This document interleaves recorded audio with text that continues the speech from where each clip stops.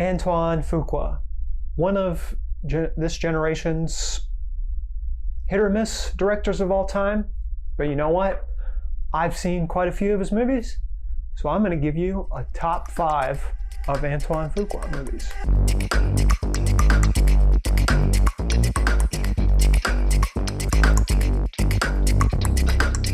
Hello everyone. The Equalizer 3 is coming out in 2023 this year, and I thought what better way to celebrate Antoine Fuqua, the director, than talking about what I consider his top 5 best movies. Now, I think a lot of people can agree that after Training Day, people were like, okay, he's going to be the next up-and-coming director. And then he sort of made a flop with King Arthur, and he's been slowly building his repertoire. I wouldn't say he's the greatest filmmaker, but I think he makes movies that are interesting, character-driven movies, and they're not really full of like style and substance like other directors.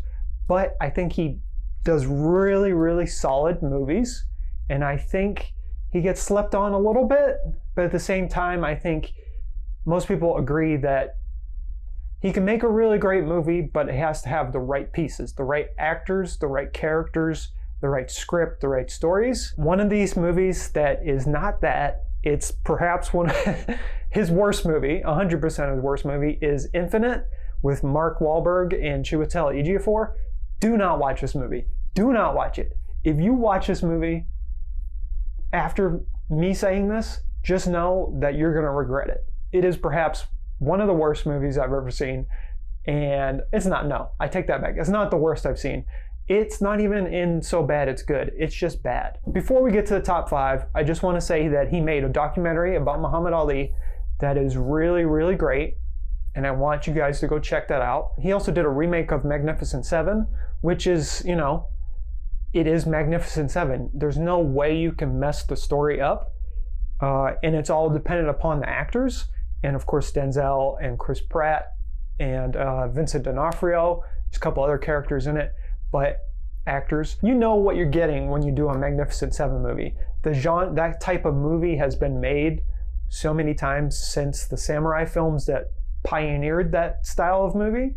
It is just, you know what to expect. So there's no real deviation, but it's still fun to watch. Let's get into the top 5. Starting off with number 5, we have Shooter, another Mark Wahlberg movie where their connection came from. It's not like, I'm not going to sit here and say it's a great movie. It's definitely hills and valleys. There are good parts, there are bad parts. It's a political thriller without any political stance. So it's sort of just like apathetic to politics, really. So if that's sort of your vibe, I guess you'll enjoy it. But it is a political thriller without an answer to the politicalness of the movie. It is very much a Marky Mark movie. It is a Mark Wahlberg movie. If you like him, you'll like this. If you don't, you won't. And it's as simple as that. It is Shooter. It's Shooter. I have The Replacement Killers, which is Chow Yun-fat and Mira Sorvino. I think it's produced or executive produced by John Woo, and it very much feels like Fuqua and John Woo teamed up to make this movie. Fuqua obviously did the directing, but there are lots of inspiration from John Woo in this movie.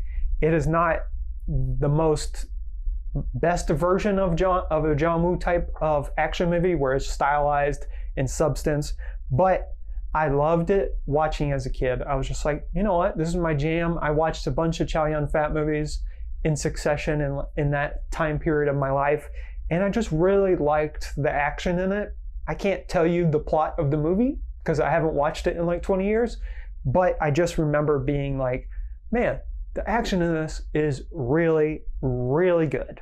And I think one thing you can take away from an Antoine Fuqua movie is he knows how to shoot stuff, especially with the crew that he has assembled. He knows how to like block and pace a movie. So you're never going to get a truly bad movie except for Infinite. You're just going to, that's just bad. But even in Infinite, you can clearly understand everything that's happening in the movie. So number 3 is Southpaw, which is the Jake Gyllenhaal boxing movie, which you think is going to be your typical boxing movie, but it flips it on his head. I mean, his wife gets killed within like the first 10 minutes of the movie, and he's dealing with substance abuse, and so it's very much, and loses his kids, so it's very much less about boxing and more about just rediscovering who you are after these missteps and these tragedies that happen to you. And it's got Forrest Whitaker, and there's a long stretch where it's Jake Gyllenhaal and Forrest Whitaker acting together that is just, it's really, really great, and I wish they had rewritten the movie to just be more of that. But I know they're trying to stay away from like the Rocky path where it's like mentor and mentee. But I think the way they had the mentor and mentee in this, like Forrest Whitaker as the mentor, is very, very good, because the mentor even had faults of his own. And so they're both dealing with things together. I just want a little bit of more Forrest Whitaker, but this was when Jake Gyllenhaal was on his like acting kick trying to get that Oscar. I think he gave up now, but back then at Southpaw, when it came out, it was really, he was praised for his performance. And I think that's another thing Fuqua is great at, is he can get good performances out of actors. And that's all you need sometimes with the director, is just getting good performances. Speaking of good performances, the Equalizer movies is coming in at number 2. 1, 2, and 3. 3's not even out yet, but they're all the same. I have not watched any of them fully, but I've watched enough of them through TV and through video clips on YouTube and on TikTok to know the appeal of it. It's Denzel Washington just being a bad customer, being a bad dude, getting stuff done. And if you can't like a movie like that, where it's just very simple, like there's bad guys, he's got to take care of them.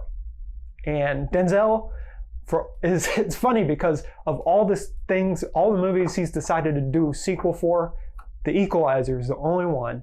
So it's clear he loves playing this character.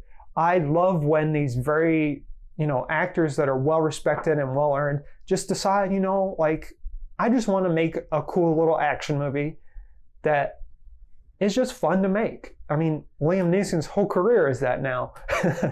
But each clip I've seen of The Equalizer, Denzel Washington looks like the coolest customer that ever existed in the world. So, I think many people will agree. Denzel Washington is the coolest customer of all. And anytime he's in an Antoine Fuqua movie, it seems like he is the coolest customer. Of course, number 1 is going to be Training Day. It is the movie that it flipped the cop movie on its head for a long time. It was written by David Ayer, co-written maybe. I can't remember if he co-wrote it or wrote himself. Anyways, directed by Antoine Fuqua, obviously. But it's got Ethan Hawke, Denzel Washington, good cop, bad cop. And it's like Denzel is playing the baddest cop that ever existed. And I just loved it so much. I remember watching this movie and being like, man, it's just perfect from top to bottom. Performances are great. Again, I think what you take away from an Antoine Fuqua movie is that he's really good at directing actors and making sure everything is legible in the scene. You can understand it, you know what's going on, but man, Denzel Washington's like a cheat code.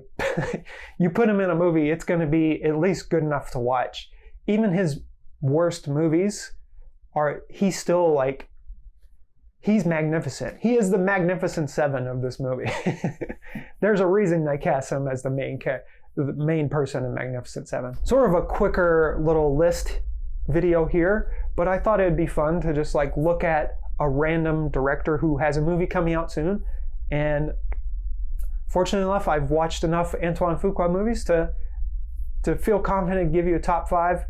But now I feel like I'm doing a disservice to myself if I don't watch all of the Equalizer movies in full. So that's my next goal.